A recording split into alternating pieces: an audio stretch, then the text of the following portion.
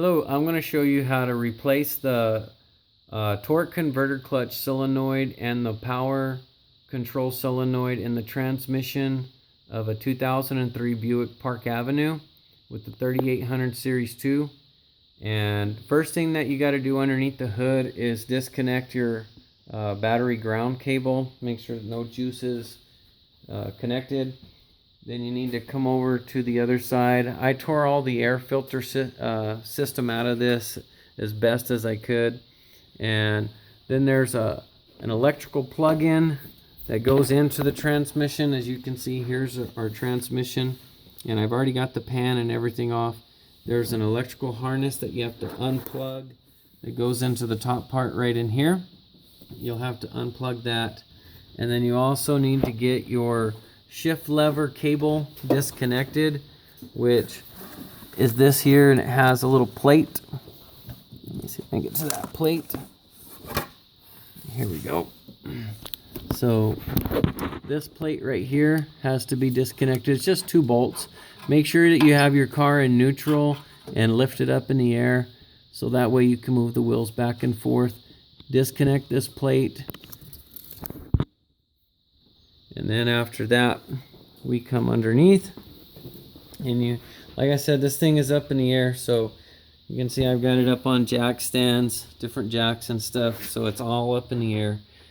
And then you have to tear everything out of this wheel well here, the tire, the brakes, disconnect the tie rod end. So my tie rod end is loose here. Got everything off of it.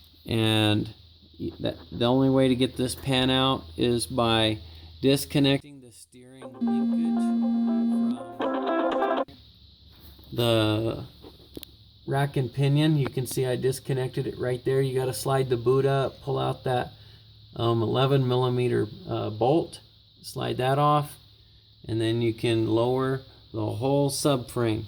There's 3 bolts. One is way up here to the front, which goes up in here, right here.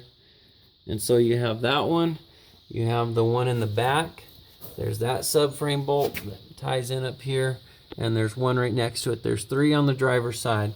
Now I loosened the passenger side ones just to give it a little bit more freedom, and just make sure you're not pinching any lines or anything when you drop it down.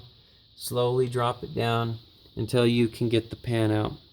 The solenoids are right here on the side pan, and so there's a little clip right here that you have to pull out, and when you do, make sure that you hold the solenoid on the top side so that way it doesn't spring out, because it's kind of spring loaded, it has a little pressure.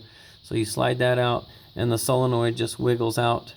This is the TCC solenoid, and the pressure control solenoid is right here. All you got to do is just disconnect the wire connectors and then slide it out. This one has the pin underneath, right in there. And then you got to clean it up and put it all back together in reverse order, and you're done. Thank you, and I hope this helps.